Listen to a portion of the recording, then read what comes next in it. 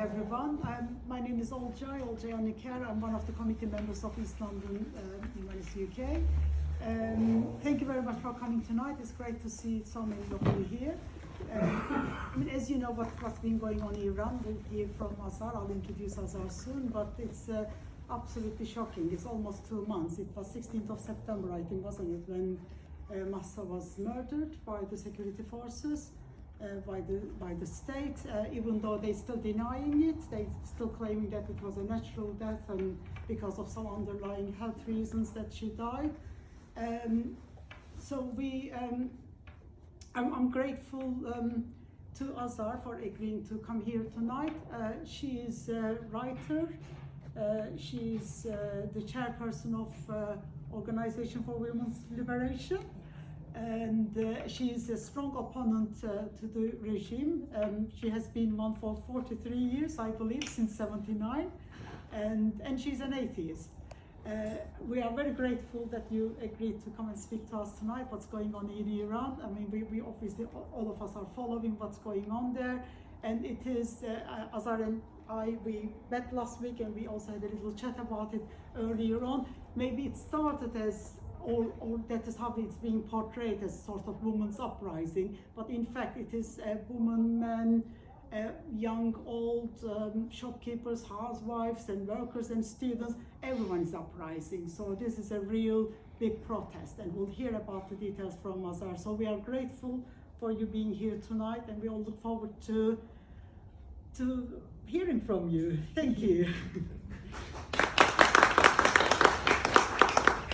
Sorry, if I just mention one more thing, I think we've got the whole until 9 o'clock, don't we, Stephen? We have until 9 o'clock. Yeah. So if maybe if somebody can do timekeeping until about 8:30, we can hear from Azhar, and then maybe the last 30 minutes could be questions from the platform. Thank you so much for inviting me and providing this opportunity for me to tell you some about what's going on in Iran, which, as Olcay mentioned, it's a very, very important movement. I'm not saying that because I'm from Iran. I'm saying because of the dimensions of this movement, the characteristics of it, and the impact that it could have on the whole region. What happens in Iran is not going to stay in Iran. You will see it all over. You're from Turkey, you would probably agree with me. I'll get to that later, but I just wanted to say it's a very, very important and historic moment we're living as far as Iran is concerned. Let's talk a bit about the characteristics and different elements of this movement. What you hear in the West from the mainstream media, they're talking about women's movement, and all you see is women, and you see Mahsa and some other young women who've died, unfortunately, and I don't know how much more you see. To be honest with you, I don't follow the mainstream media because I get angry. So I don't need to get my news from there. I just get a little bit of the taste of see what the Western media is doing, but it's not portraying the movement the way it should. This is what I like. I get into it again. So I must say, women's equality, women's freedom, or women's liberation movement, as I like to call it, is a very important and fundamental movement in what's happening in Iran. No doubt about it. And it started in Iran as well with the slogan of woman, life, freedom.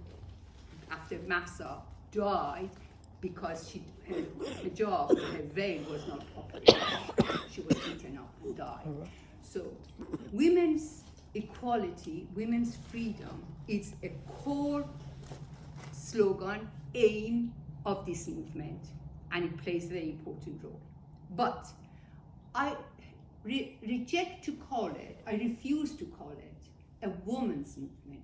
To me, being an activist of women's rights movement all my life, she mentioned from 43 years ago, 1979, I was in the first demonstration in Tehran, and the whole week, I was a young girl then, and I was the master of that hero. I just didn't get killed.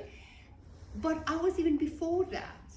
I was a women's rights activist. My dad, I was lucky, was an enlightened man. He was a Marxist and an atheist, and he believed in women's equality, and he told me so, and he encouraged me and my sister to stand for ourselves. So I fought for women's rights from I was a little kid, fighting with aunts, uncle, school, all of it, and then we got to that point. So I am for that movement, and I fought all my life. But I refuse to call it a women's movement, because when you women's movement meaning movement made by women.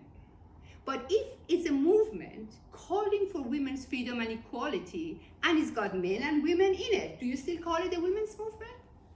I know many men would not say anything because they believe the progressive men who want that, they wouldn't say, but wouldn't you be, I'm there too, why do you just call it women's movement? And I think soon you would hear it from these young men who come to the streets of Tehran, Saqqez, Marivan, Karaj, Arak, name it, all cities and towns in Iran, hand in hand with young women, burning the veil together, breaking the gender apartheid together, fighting against the regime. You keep calling it women, they're going to get annoyed. But what about me? And I think this is something we should actually think. I know many people don't think of it. They don't think that way, and they use it. But then it can have this negative point. So I call it women's rights movement or women's liberation movement, and not women's movement. And that's one of the important movements involved in this revolutionary movement we see. And one of the core demands is women's equality and women's freedom. But it's not the only one. I would say, if you want to say it in 3 words, what does this revolutionary movement stand for? What's its aspiration? What's its main demand? What's wants is freedom, equality, prosperity. And I say freedom for all. This is a country under a dictatorship, and a bloody dictatorship. They cannot do as much now as they did before because the balance of power has changed. I've lost a lot of comrades in prisons, under torture, or executed in the 80s. In 1981, this regime itself created a coup d'etat-like movement, like what you hear about Pinochet or Indonesia or all those horrible. It was exactly that. It rounded up anybody it could from 10 years old. 10 years old. Anybody who was opponent, a lot of them Marxists and leftists, and also other opponents, took them to jail. The first night, for maybe 2-3 weeks, every night, they published the names of the ones they executed in the national evening news. Parents will go buy it to see if their kid's name is on it. And sometimes, you know what? They didn't have the full name. Like they would not have Azar Majidi, Azar, Maryam, Oja. That's all. That's all. They had no more. And they were just killed. Hundreds, 200s. I lost a lot of comrades.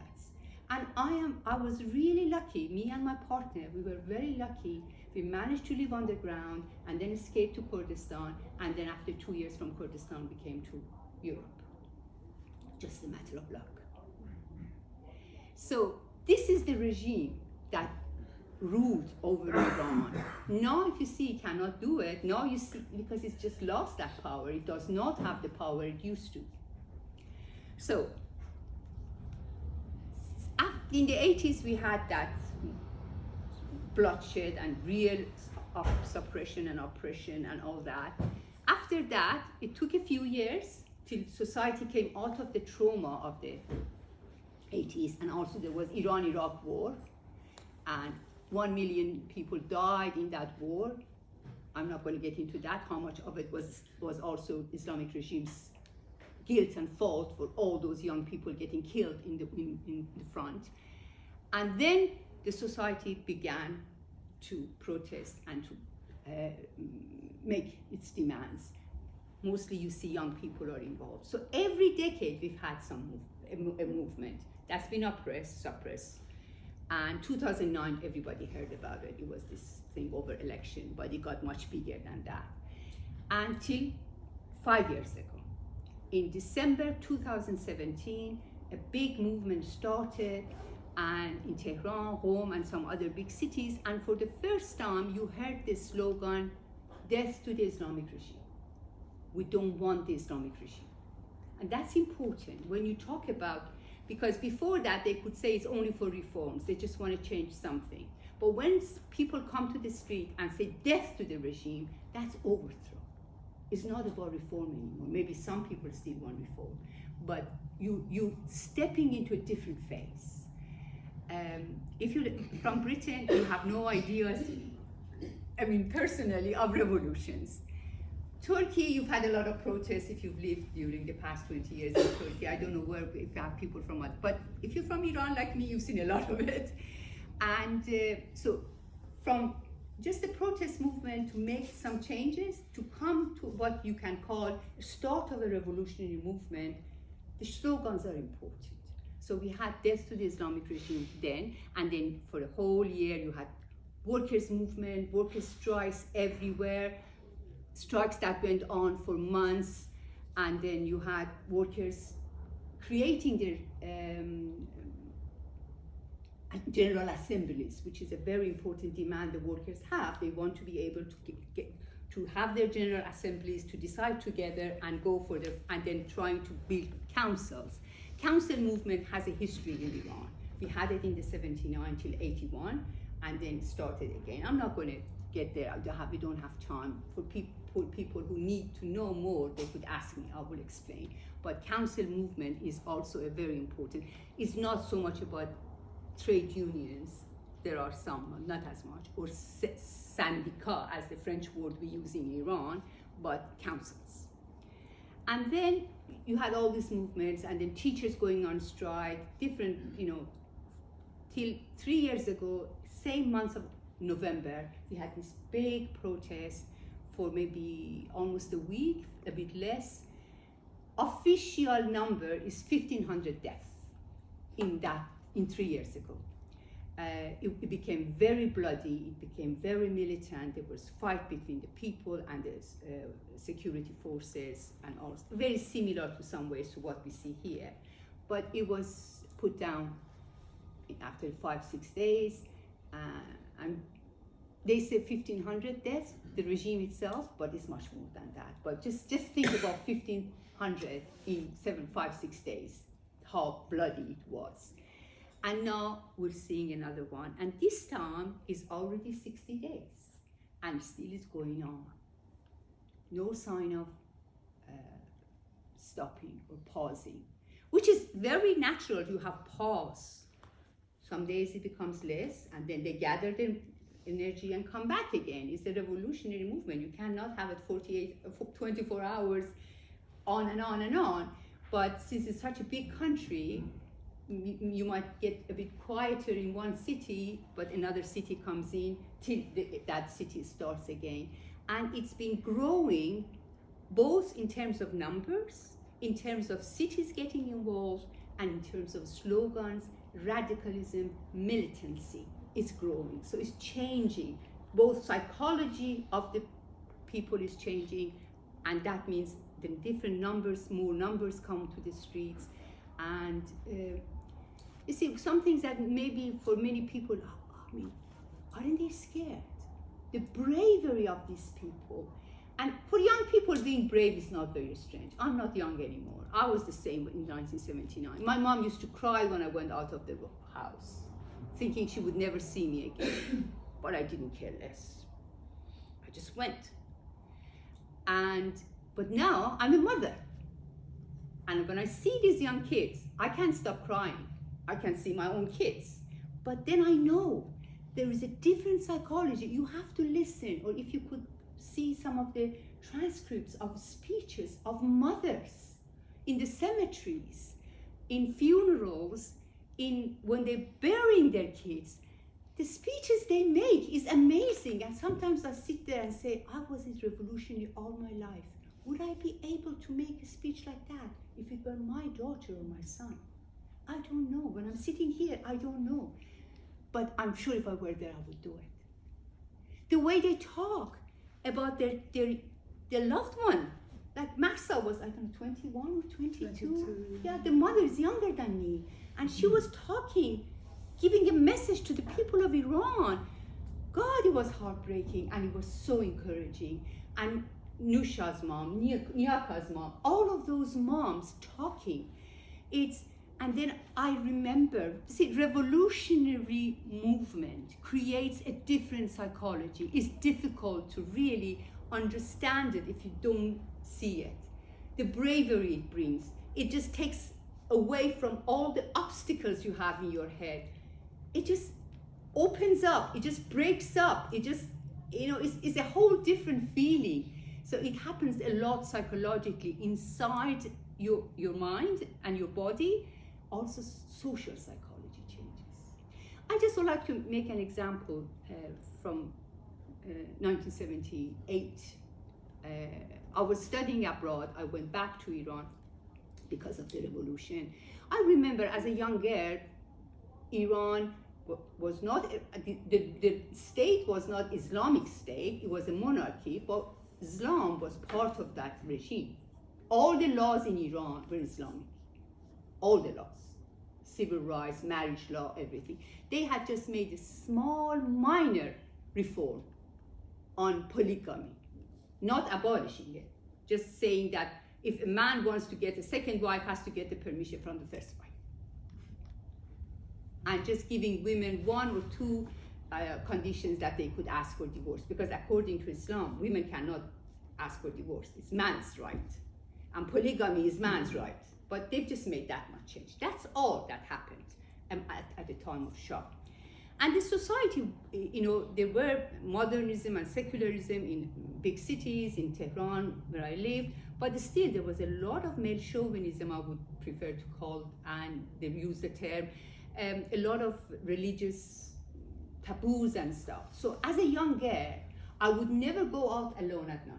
If I wanted to go out at night, I would go with some other people. We would prefer to have some male with us. Not even two girls would not go. I would not just go get a taxi, because there we could go to the street and call a taxi. I would not do that, I was too scared. But at the time of revolution, I never forget, one day I heard that there has been a killing in the south of Tehran. South of Tehran was a more poorer area, much more populated, of course, and more religious. So they needed blood. The hospitals needed blood. It was 10 o'clock. I got out of my house, I got a taxi, and I had to go by taxi for half an hour to the south of Tehran to give blood. I did not even think 1 second. I'm alone, 10 o'clock. And you have to just see how nice and gentle that taxi driver was. And when I went there, he said, I'll wait here for you to come back. I'll take you home. And when I got there and I said I came to give blood, you don't know how much kindness I received. It was unbelievable. A year ago, you would not see that. So revolutionary environment changes the psychology, brings really progressiveness. What I experienced that night, I never forgot. And now I see the same things are happening. The way men and women, hand in hand, coming out, breaking gender apartheid, burning the veil, dancing together, hugging each other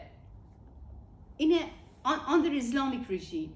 So this was just to give you a general picture. And now, so freedom is, as I said, is people do not have freedom. There is no free press, no freedom of expression. Everything is censored.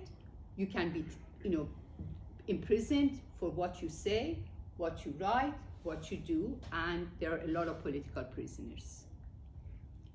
Equality. There's no equality between the sexes or gender equality, we know that. Legally, there isn't. In de facto, there is more equality. Like people respect, as you see now, but by law, there isn't. Women are the second-class citizen, or maybe third-class even. There is not equality, of course, there is class. 70% of the Iranian people live under the poverty line. And I'm talking even workers. Workers who work not like 50 hours a week, more than the apparently 48 hours, they work even extra time, still they cannot make it to the poverty line. So not only unemployed, which is a big section of the working class is unemployed, even the people who work, they're on the poverty line. So 70% of people are on the poverty line. So in that situation, equality is a joke. Of course you don't have equality. And then is a question of prosperity that comes right to what I said. 70% of the people under the poverty line. So of course, the question of prosperity for all is one of the main issues of this revolutionary movement that we have in Iran. They want to get rid of the poverty. They want to have people living in comfort and prosperity. So that's why I say, even if no freedom and equality, you hear everywhere they're calling it themselves. Freedom, equality, you hear it in their protests as slogans. Prosperity, because they talk against hunger, they talk against poverty, they say that. So I thought if I choose one word to describe it, probably would be helpful. So freedom, equality, prosperity are the main slogans, main demands of the revolutionary movement in Iran. Of course, people would be from different tendencies. I'm not saying that everybody thinks the same, but what comes across as a core and as the main thing. As any other time when you have protest movements and when you have revolutionary movements, youth are the main actor. Of course, older people are involved, but it's mainly youth. So you keep hearing students. Yes, students are very active. Students' movement has always been very active in Iran, in the previous regime and in this regime, but it's not only students. Also, secondary school students, not only university students, secondary school students, they're also active. And then you have young people from all walks of life, they're active. And then workers have begun their protests as a strike. We've had some strikes, still not general strike, still some for a few days and then it's stopping. As I was talking with John, right? No, Paul, I'm sorry. You cannot, as many people say, oh, why don't the workers come in? Our workers are not young people. Young people don't have anybody to feed. And probably they're fed by their fathers or they have some kind of, they can feed themselves. Workers have to feed a family. Maybe 3, 4, 5 people have to be fed. Sometimes they have to feed their parents and their wife or women, their kids if they have if they're only single mother and their children. They cannot just decide any time to have a strike. Time comes. It's already started. They already in some in oil sector in some parts they've started. In steel there's a talk and some other factors, but you can see that the movement is growing. Now, why is women's rights movement or women's liberation movement so strong in Iran? I think many people would ask themselves this question. If you have such an oppressive Islamic religious state and anti-women misogynist, then how come you have such a strong and bold movement? Of course, aspirations could be there. One of the things actually is a kind of irony. From the day that Islamic regime was born, a new women's rights movement was born too. They were together. In 1979, the revolution against the Shah, we were active and we started women's rights organizations. We were all leftist, Marxist. We started, there were few organizations fighting for women's rights because Iran, women in Iran did not have enough rights. It was a religious ideology anyway, even though it was not a religious state later. And especially when the talk came that all of a sudden this guy Khomeini, who hardly anybody had heard of, has become the leader.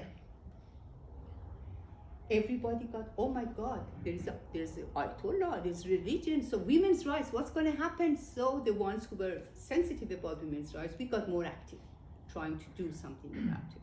Of course, I'll talk about it later. Khomeini was not chosen by people of Iran. Khomeini was put there by the West. It was Guadeloupe Conference who decided to bring Khomeini. It was the US, Carter, Brzezinski, and all the Western European countries who decided now that the Shah is going, and there's Soviet Union, and there's Cold War, and there are leftists in Iran who are strong, what should we do to keep Iran downtrodden as it was? Islam. So they took the Shah and brought Khomeini and Islamist movement. I'll get back to that later. But so we started having meetings already before Shah was gone. Started having small meetings in Tehran about women's rights and stuff. And then Shah was taken away from Iran. Khomeini came back. It was a transition time. 8th March was beginning. For the first time, we had a free 8th March. We could not celebrate 8th March when Shah was there. 8th March is a Marxist day. I know nowadays it's become a sort of more general word, but if you go to the history, back into the history, it started with Clara Zetkin in 1910 in the socialist women in Copenhagen, and then October Revolution, and it's gone. Just from the 1978 or something, they started taking it as a general day. So of course 8th March was not allowed in Iran. It was banned, so you couldn't do anything. It was our first free 8th March to do something. So all of these women's organizations decided to have a meeting on women's rights. So there were posters, leaflets, and then right on that day that we were going to, or preparing ourselves for our meeting in the evening or afternoon, at 7 o'clock in the morning, there was news broadcast, and then they said Khomeini, still they didn't call him Imam yet, maybe, Ayatollah Khomeini, they said, Imam came later, has ordered that from today, all public employees, female public employees, government employees, must observe the veil. It's a law. And then you would think, why on that day? Exactly on that day, because they saw there is this thing starting, a women's rights movement by the left. They have to stop it. The best way they could stop it, to push it back. So they came with this veil thing. And it was interesting. It was incredible. You had to see it. I went out. I heard it, and then a couple of hours later, I went out for doing the things that we had to do for the meeting, and I saw women on the street, all demonstrating, very much spontaneous. They had gone to work and decided together at work in each workplace to go on the street. But still, there was revolution time because we had protested. So they were still in the protest mood. There were thousands of women on the street of Tehran shouting against the veil, wanting freedom, and very interestingly, they were shouting one slogan that anywhere I talk, I say it because it really sat with me. They said, women's rights or women's equality is neither Eastern nor Western, it's universal. By Eastern, they didn't mean Middle East. Eastern means Soviet Union, then East-West, that concept. It was incredible, and that was just saying, stop this, because Khomeini was saying no to the East, no to the West, death to America, death to Soviet Union, was trying to sort of build this movement, even though US had brought it, it had to do that so it could actually shut anti-imperialist leftists down. We had a very strong populist anti-imperialist, so when he said death to America, they all were quiet. Okay? He knew what he was doing. They had all the things. So anyway, that movement became so strong, and we fought for 1 week, sit-ins, meetings, protests. We pushed it back. They took it back. So women's rights movement was the first mass protest against the Islamic regime. And the first movement that defeated Islamic regime, give it the taste of defeat. Of course, 3 years back later they brought it, but it was important. The first attempt, they were defeated by the protests. They could not force it. They did not have the power then. After that coup d'etat that I mentioned, they brought the veil, not only as for public employees, for the whole country. Anywhere you went, you had to observe the veil. So from then, a women's rights movement was given birth to, and it was always there. For maybe 10 years after that coup d'etat, it was quiet, as everything else was quiet. It was total oppression, total suppression. But once the trauma was gone, the young generation, when they started asking for reforms, women's rights movement came in again. Well, like 22 years ago, I remember Mansour Hekmat, the leader of the World Communist Party, in one of his seminars mentioned the next revolution in Iran would be very much women revolution. 22 years ago. It's not something that now you hear it. And he mentioned what the role the women's rights movement plays as one of the important factors of change in Iran. That's one of the movements. Another one, we call it something like cultural freedom movement. What does that mean? Young people in Iran wanted to live just like young people in the West. Dress the same way, watch the same music, watch the same films, have girlfriends, boyfriends, have free sex if they wanted to. This is what the young people mostly, not all of them of course, but a big section of the young people wanted that kind of life. Some you have in England, for example, or Britain or France. That's what they wanted. But Islamic regime was not allowing that.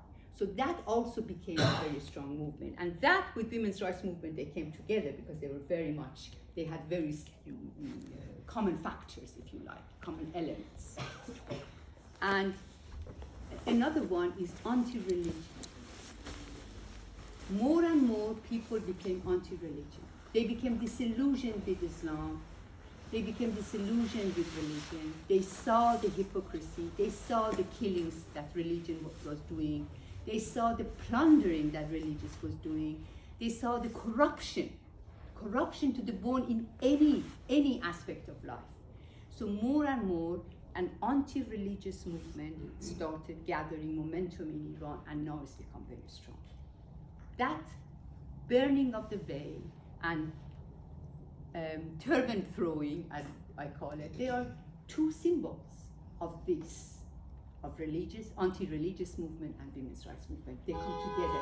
They come together, why? Because subjugation of women is one of the main points of Islam. Enslavement of women by men is a very important part of Islam. The veil is the banner of the Islamic movement and Islamic regime. Anywhere Islamic regime has gained power, they force the veil on women. Look at the Middle East now. More and more. And unfortunately, some women, young women, from the point of anti-imperialism, because the West, US at the head of it, has destroyed the Middle East by bombing and fighting in Afghanistan, Iraq, Syria, Libya, Palestine. They, as an opposition, without not critically look at it, Islam is not the savior.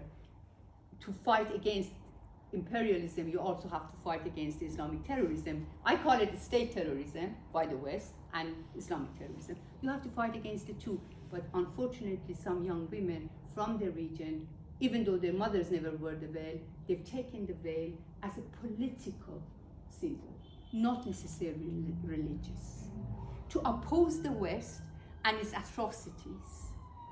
It's what like is a symbol. Exactly. So this is where the veil is, and gender apartheid is another column of Islam. I don't need to tell you what Islam does to women, but just knowing that. So that's very important when you look at it. This anti-religious movement is very much women's rights movement. They're very much integrated, very much together. And that's what you see on the streets. And I believe, maybe I'm exaggerating or I'm just maybe wishful thinking, but I believe the revolutionary movement in Iran, if it's successful, hopefully, should we pray? if it's successful, it would have the same impact as the great French Revolution of 1987.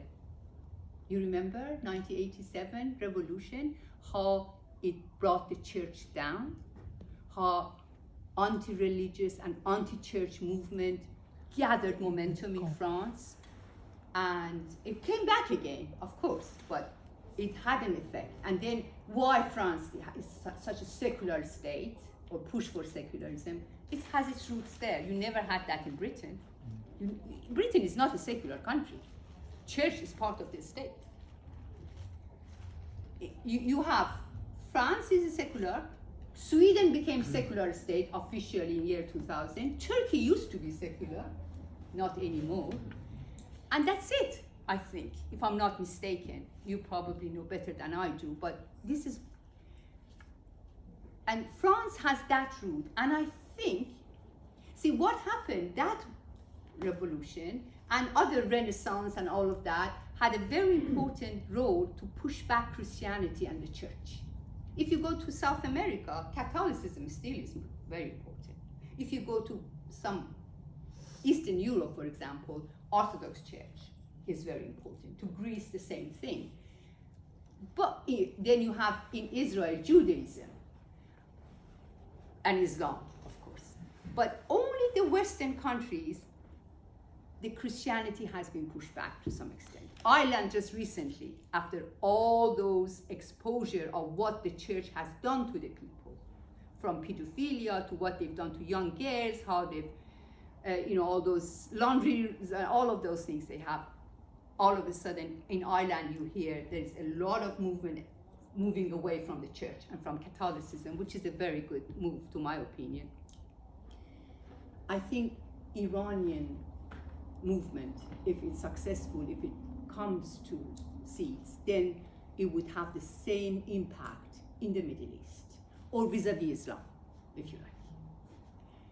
It would, for the first time, attack Islam in a very fundamental way, both ideologically and politically. So, it would change the Middle East.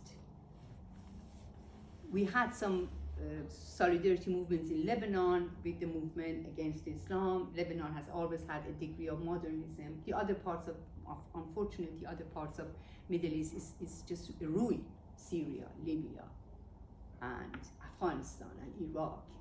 It's horrible what the West has done to this region.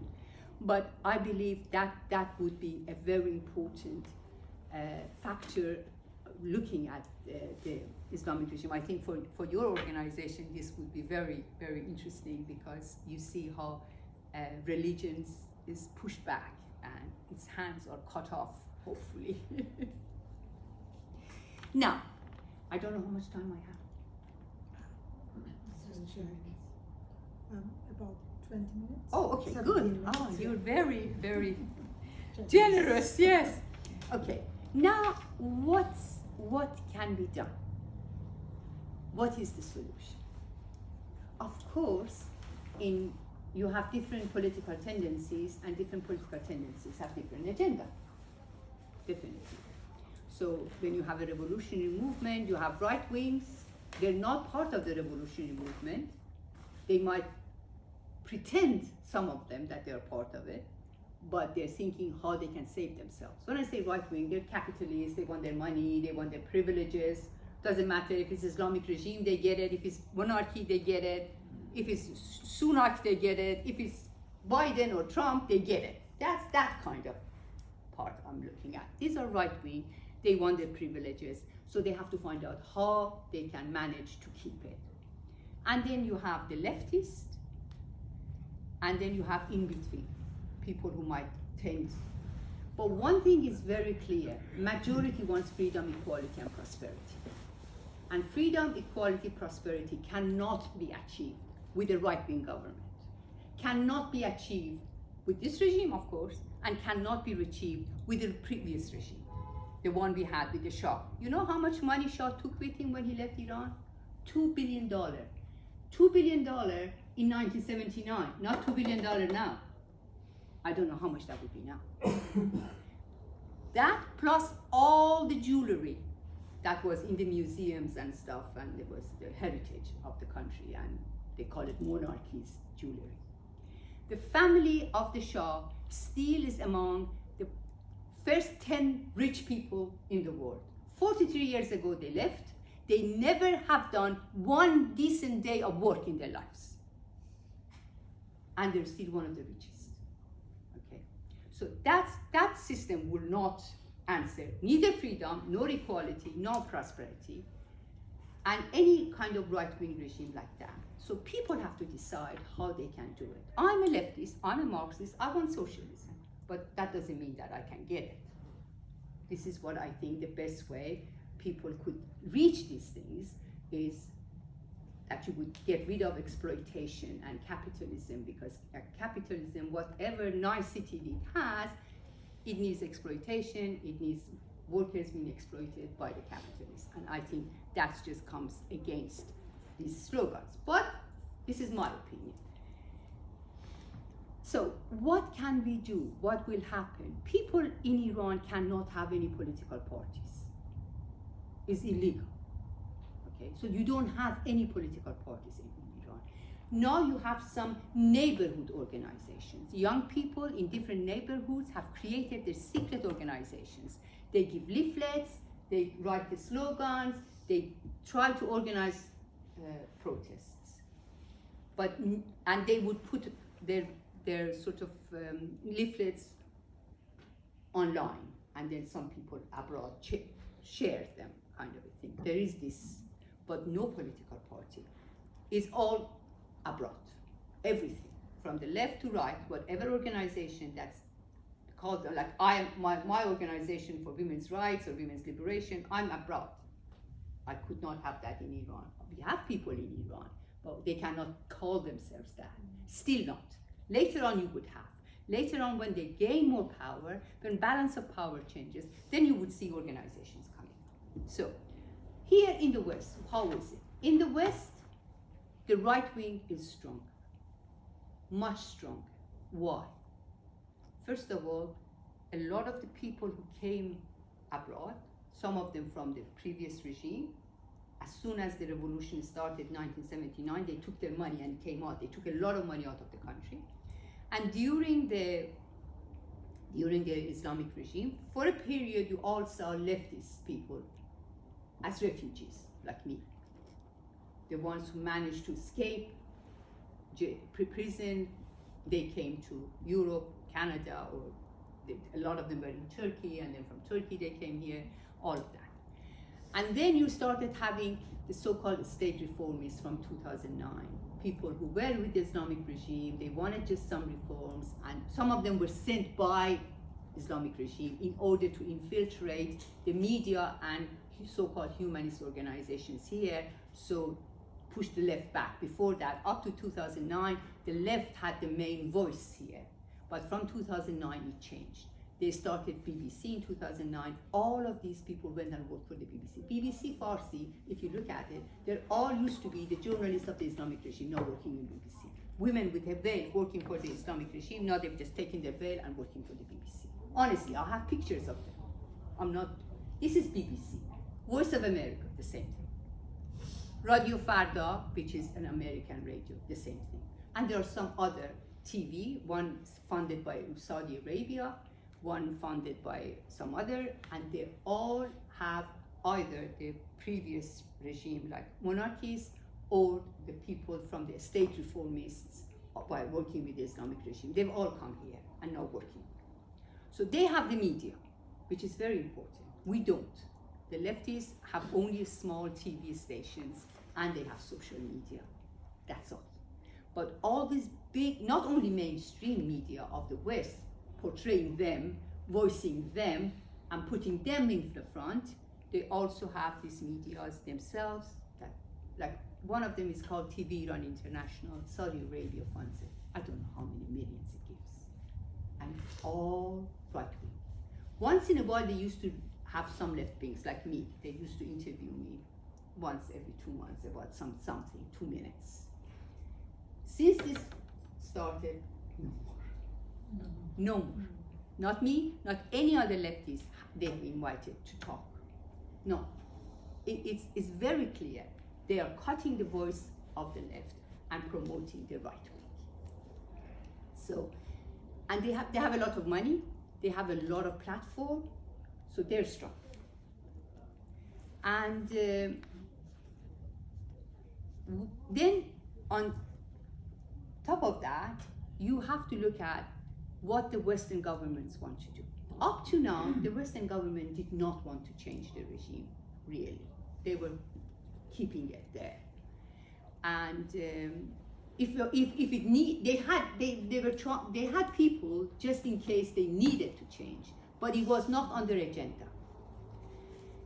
But their agenda, to my opinion, changed after the Ukraine war, when the new American and Western geopolitics came of portraying, I don't want to get into Ukraine war, I'm sure there are different opinions about it, but definitely everyone can see the way they're portraying Russia, it doesn't look very, I mean, okay, Russia has attacked Ukraine, it shouldn't have, but now you can't even call Tchaikovsky. Tchaikovsky concert is cancelled because Tchaikovsky is Russian. Dostoevsky is taken off University of Milan's literature work because he was Dostoevsky 2 centuries ago. He was Russian. They changed, in Britain, they've changed the name of the Degas painting Russian dancers to Ukrainian dancers. Would you believe it? Do you have the right? The guy who painted it called it Russian dancers. I don't know which museum is in London who did it, and my memory doesn't. I just remember the thing. You can go, if you search it, you would find. So there is another agenda, not just defending Ukrainian people. There's another agenda. There's a different geopolitics and all of that. I believe with that change of geopolitics, the agenda for change in Iran came to the top. Very soon after that, they started pushing this woman called Masih Alinejad. You might have seen her, this woman, thin woman with curly hair. Yeah. She was a journalist working for the Islamic regime. Even she was a sighe of one of the members of the parliament in Iran. In 2009, the regime sent her out to infiltrate. She worked in Britain for 2-3 years with a veil and then with a hat. She would not show her hair. All of a sudden things changed. Her hair came out. She went to the US. She started working in Voice of America. Now you hear she's a millionaire. Honestly. How many years? Like 10 years, 7 years? And now she, just around, just a bit after the attack on Ukraine, the Israeli lobby in Washington, I forgot their name, sorry. There's a right-wing Israeli lobby in Washington. They organized a meeting. The speakers were Zelensky, Masih Alinejad, Blinken, the foreign minister, foreign secretary of US. What is this? What's the connection between Zelensky and Masih Alinejad, an Iranian activist? Why should they be in that same meeting? You start thinking, something is happening, something is boiling in the back. My radars went, oh, this is regime change. When they bring Zelensky as a hero, and then her as a hero, and they give them prizes. And she on the podium speaking says, Mr. Blinken, don't forget the regime in Iran should be changed. What? Honestly, there's film. If you go online, all of them are film. I'm not lying. But I cannot bring all the documents. So that was one thing. A couple of weeks ago, Again, Zelensky and Masih Alinejad were prized Oxy Prize by the US. CIA gives these prizes. Oxy, if I remember correctly, it was in Greece when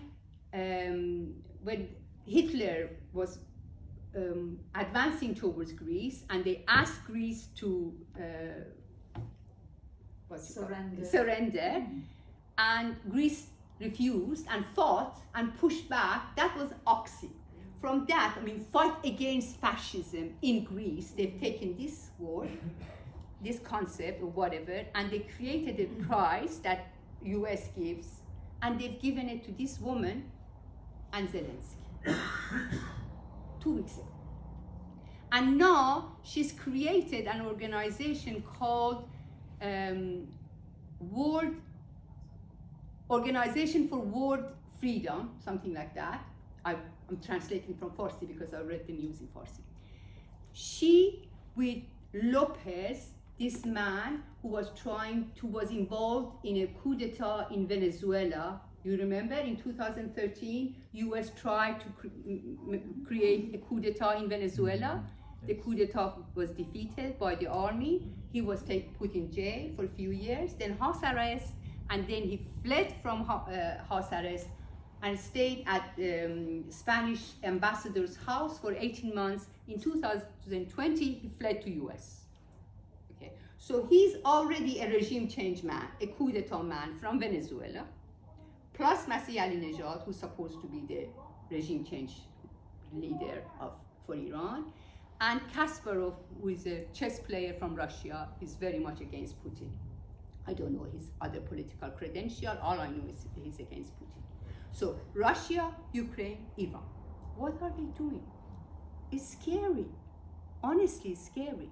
So this is another one. And right after she launched that organization, she went to meet Macron, Emmanuel Macron, in Élysée, Paris. There's a picture of her with Macron. And the person who organized this meeting is called Levy. He's a Frenchman, a millionaire, a philosopher, a Jewish, but I wouldn't use the Jewish, I would say pro-Israel, because you could be Jewish and not pro-Israel, of course. So he is being involved in any regime change in the Middle East. In Libya he was involved, in Syria he was involved, in Iraq he was involved, in Afghanistan he was involved, and now he has organized this meeting between Masih Alinejad and Macron. The same day, Kamala Harris had a meeting with another woman from Iran. She was asking her for regime change. 5 minutes, I'll finish it. Okay, so this is the picture, regime change. Why am I saying these things? Because I want you, of course, I'm here to ask for solidarity for Iranian revolutionary movement. I would want every one of you to support it in any way you can. But at the same time, we all should be aware, we've already seen it. They already done it to Iran. In 1979, they brought Khomeini and murdered that revolution. Before that, they had a coup d'etat in 1953. CIA had a coup d'etat and brought Shah back against the prime minister who was then. Before that, we had another coup d'etat when Shah's father came to power. That's enough. I'll give you 3 regime changes and coup d'etats just in Iran and other places. So if you're not aware, this beautiful, progressive revolutionary movement for freedom and equality would be beheaded, if you like. Another regime change will take place. They would very much like to bring the Shah's son to power, but he's not wanted. People have shouted the slogans, death to the oppressor, be it Shah or the leader, meaning Khamenei. So people have said, we don't want that.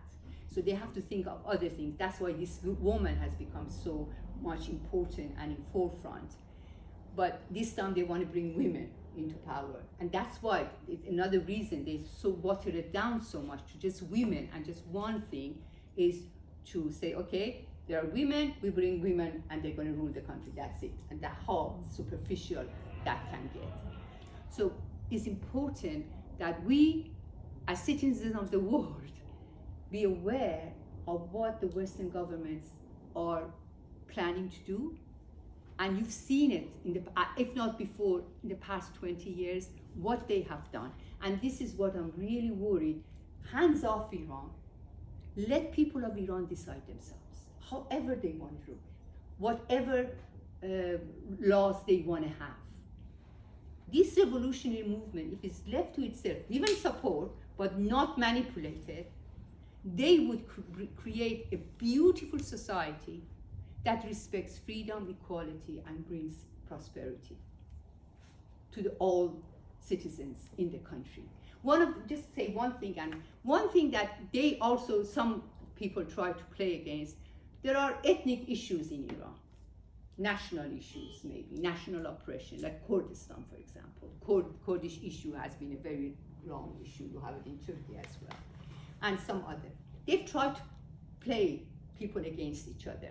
Like, I'm from Iran, they call me Fars, or Persians, they're Kurd, and we'd say no. I don't accept myself as being Fars or Persian. I'm a war in Iran, and I feel citizens like the people in Kurdistan, Baluchistan, or whatever. But they're trying to play that, especially in Kurdistan. And Mahsa actually was from Saqqez, a city in Kurdistan. So what they tried to do, they tried to say she's Kurdish and show her with just Kurdish.